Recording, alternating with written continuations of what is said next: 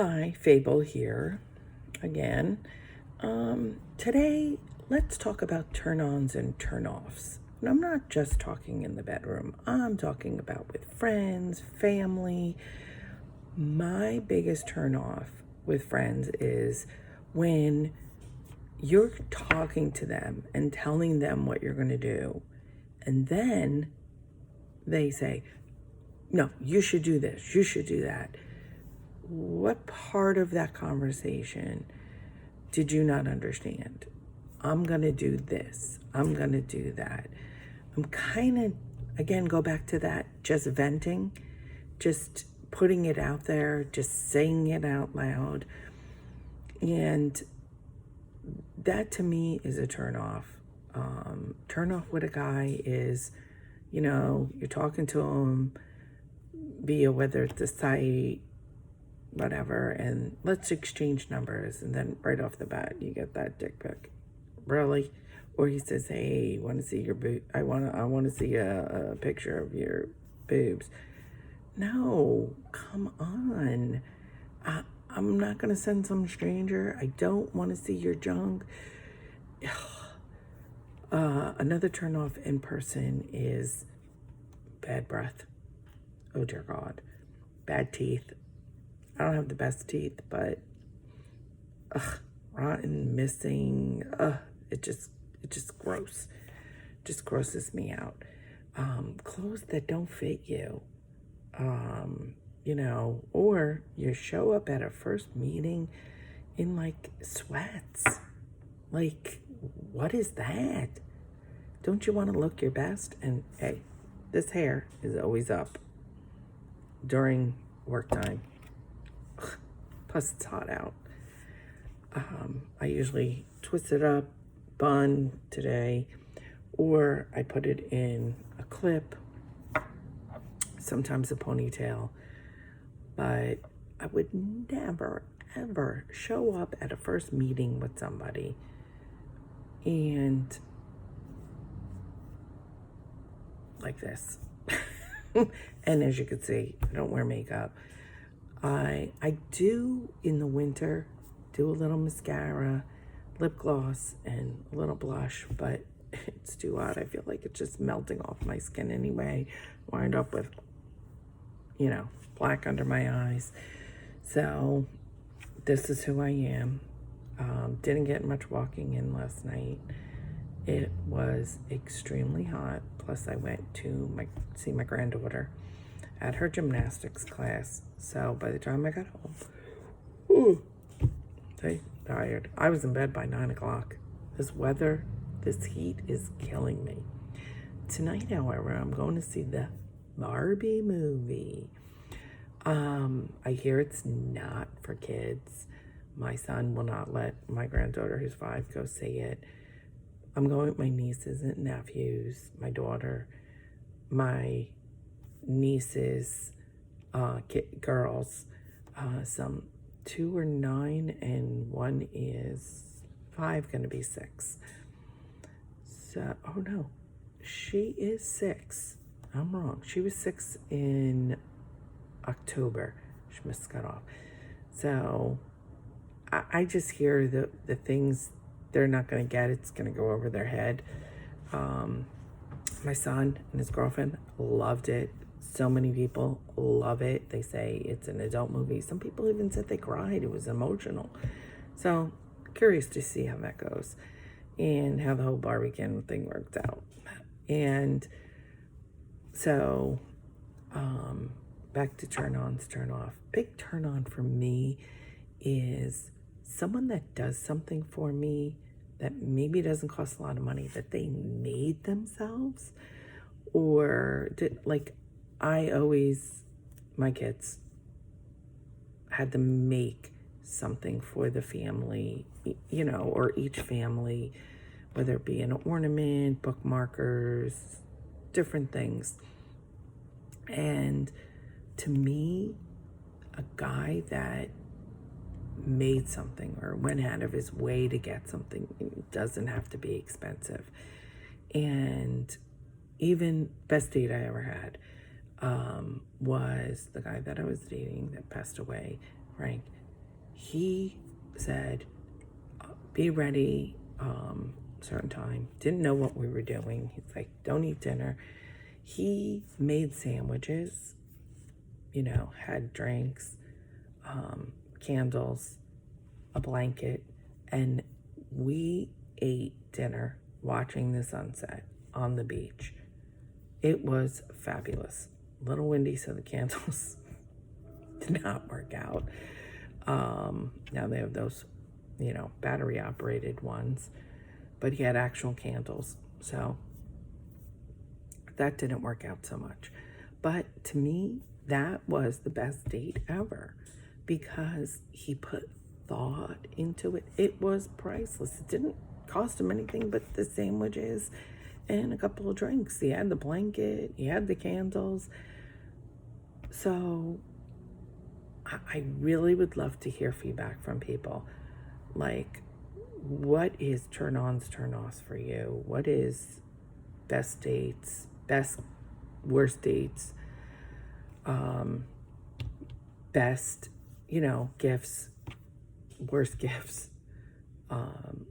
One time this guy was saying that we were seeing each other almost a year, and it was my birthday, and he gave me a gift card, said, I didn't know what to get you. Really? We're together almost a year, and you give me a gift card and say you don't know what to get me. And it wasn't even like a Visa card. I could go anywhere. It's Barnes & Noble. So I was limited. I love to read, so don't get me wrong. But that was it. There was nothing else. The card was plain, and I'm thinking to myself, do I really want to be with this guy? I mean, seriously? A gift card? And if he would have said, oh, I know you've been really wanting this book and it's expensive and I know you didn't want to put the money out, so I couldn't remember the name of the book, so here's a gift card. That would have been, but just to say, hey, didn't know what to get you. To me, that was just the worst gift. It wasn't the fact of the gift card. It was like him saying, I didn't know what to get you. You don't know what to get me? He could have, like he did for Christmas, he did candles with our picture on it. Then he did one with the kids' picture on it, my kids and me, and printed it, on a sticker, put it on the kit. Fabulous. Loved that. Of course, still have the one with the kids' picture, but not with his.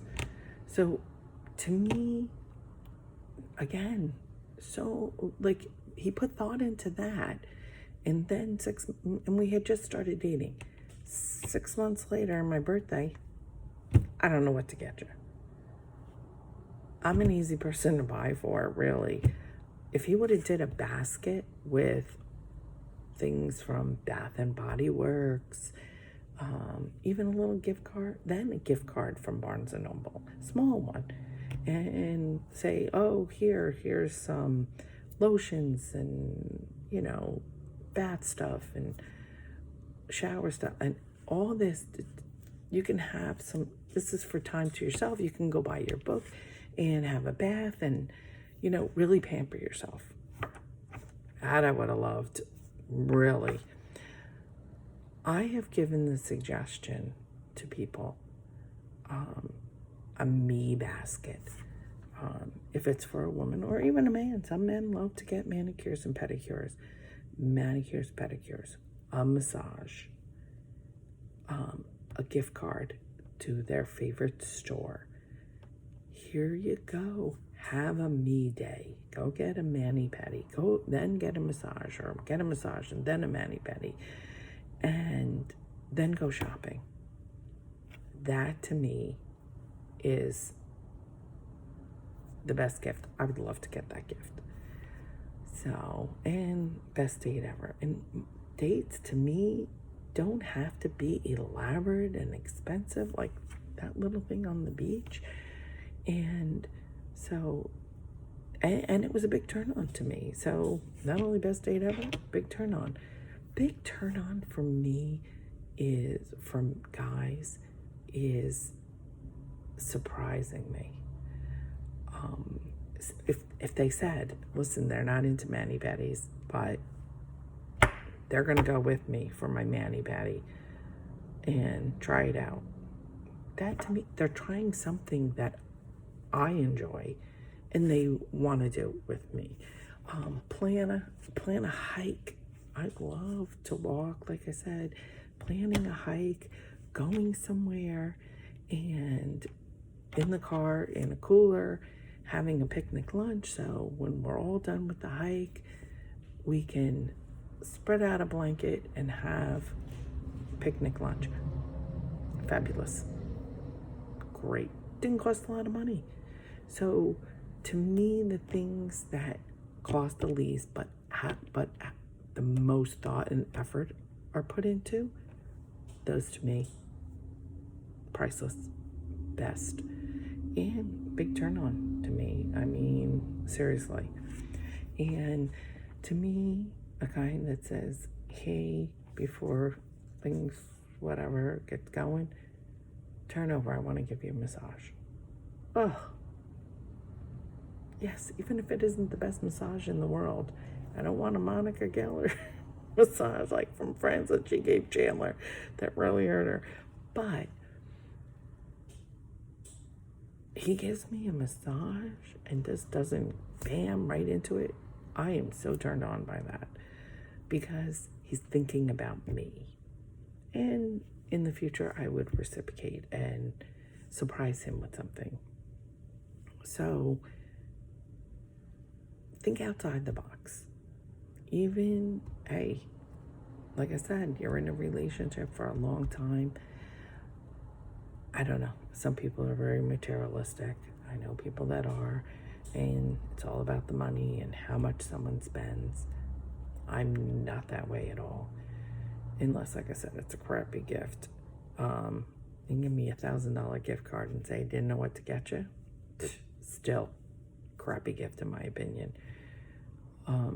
So just try to think outside the box. Something, so even if it's your significant other loves to play golf and always saying, I don't have time, I don't have time, I don't have the time. Clear his or her schedule. Plan it with, other people that they usually go golfing with and say, don't worry, I paid someone to do the lawn and the yard work for this weekend. You're going off and playing golf. Fabulous. Or significant others, the one that, said they're going to clean the house and that's what they do on their Saturday. Guess what?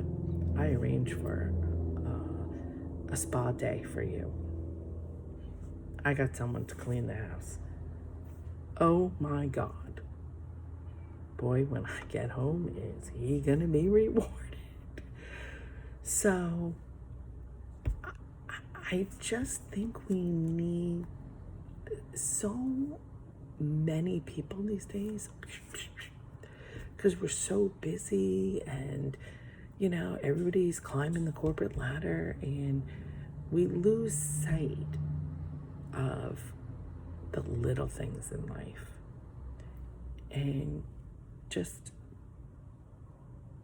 take the time, spend the time with people, even if you're going to spend more than you wanted to on that person by maybe taking them to lunch and then say, hey, I made us mani-pedis appointments, because there's someone that doesn't do that for themselves. Even if you make a couples massage. And it's not the fact of the money you spent, it's that you're spending time with them. Plan a day into New York City. I live near New York, so if you don't live near New York, find something close by. Even a short weekend away. Like, I'm close enough to Washington, D.C., Maryland, Delaware. Find something fun that's, I mean, even into Pennsylvania, because I'm close enough. New York, a little expensive, but you can find deals. So even if it's an hour or two driving, or 3 at the most, I limit that for the weekend. 3-hour drive somewhere, even if it's a little bed and breakfast, just a getaway. And if you have kids, again, call the grandparents, call the aunts and uncles, ask them to spend time with the children. And the children, I know it's hard to hear, probably be thrilled you're gone. I know mine were. Well, not so much my son. My son, I have a friend who can attest. He would call crying, please come home, please come home, please come home. He was very my mama's boy. Now, as he got older, go ma, see ya. Was thrilled. And one thing I did to my kids, now they know it's not the truth, but my daughter, not realizing, would text me different things, and then I'd save them. And one time, my son's friend, she had a new boyfriend, and my daughter had texted me earlier in the day, we're gonna meet, our new boyfriend tonight. We're just having a couple people over, and their father was supposed to be with him. He wasn't. My sisters were, could get in the car and be there in minutes, so was not worried in case they couldn't reach their father. And later on in the night, I was like, so how's Andy's new boyfriend? How is he? And they're like, what? How do you know he's here? And my daughter didn't remember texting me earlier in the day that they were going to meet him. I told them I had a hidden camera in the house. There was other things. My son would say stuff in the morning. My daughter would say stuff, not even thinking. And being a mom, I kind of knew exactly what was going on. And they tore apart everything in the kitchen, because evidently that's where they were sitting when they met Andy's boyfriend. And it's just hysterical. There's things too that I just knew. I was a kid once too. I was a teenager once too. As hard as that for my kids to believe. And just for them saying stuff or doing certain things, I'm like, so freak them out. So plan a weekend away. I also felt giving my kids a little room to, when they, my son was actually out of high school, my daughter was in high school, giving them a little responsibility. Left Saturday morning, came back Sunday night. It kind of, I wanted to see how they'd be on their own, what they would do. They didn't do much, I'm sure. They drank while I was gone, but not to a point where I needed to get a phone call and, oh my gosh, they're at the hospital, they're having their stomach pumped. So I found giving them a little bit of freedom, showing I trusted them, until the one time my son broke my trust, because he came home and he was just totally out of it. And it was the night before we were leaving for my daughter's trip to Disney for her Sweet 16, and actually his graduation celebration. I was not happy at all. He lost his phone. He was miserable at the airport, to the drive to the airport, at the airport, on the plane.